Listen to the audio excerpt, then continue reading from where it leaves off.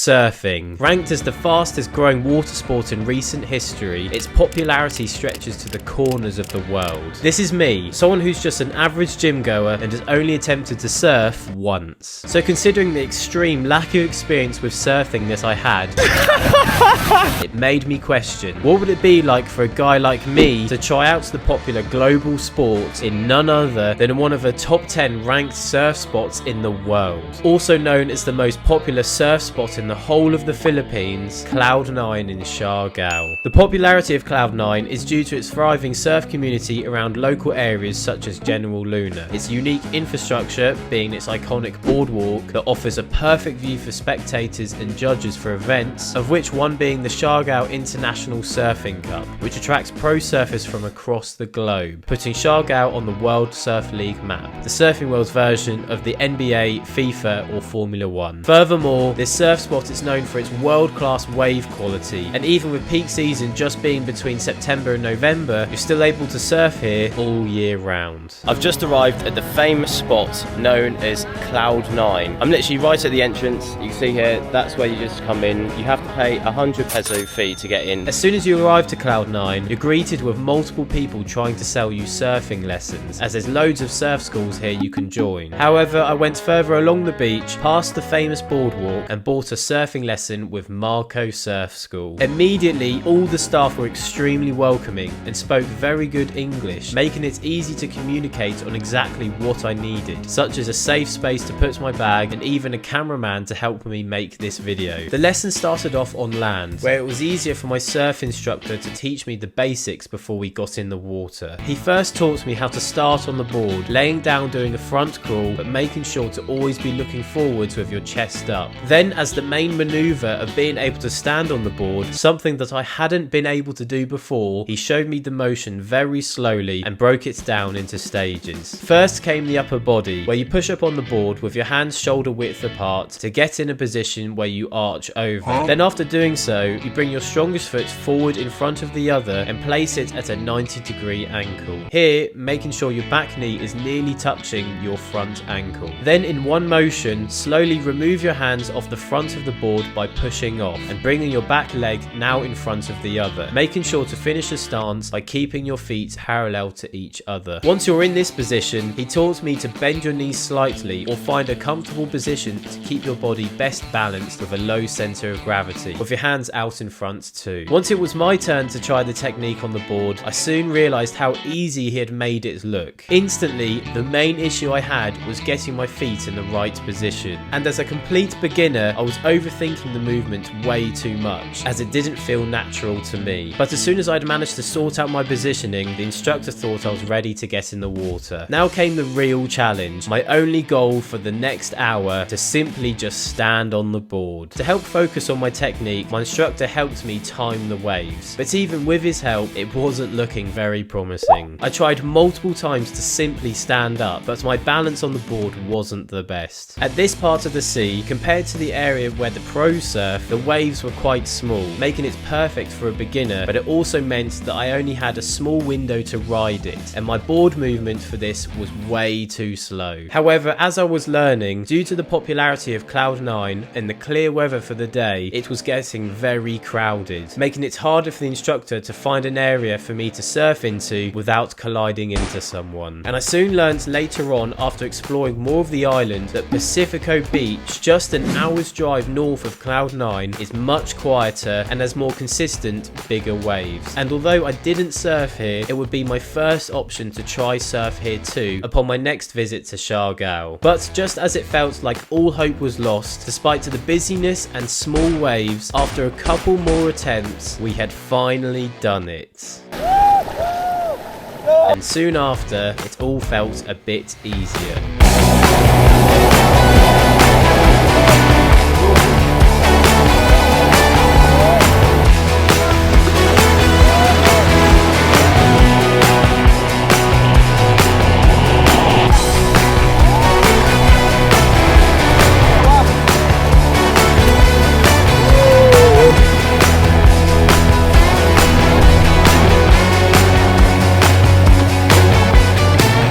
considering the morning I'd had, surfing in one of the best surf spots in the world as a complete beginner, for board hire, a lesson and a cameraman, all of which for an hour, it didn't hurt to pay 1,000 peso. And after a long morning, there was only one way to celebrate. Well, what better way to end the morning with a bit of lunch? Sitting here with a Hawaiian pizza and a long iced tea.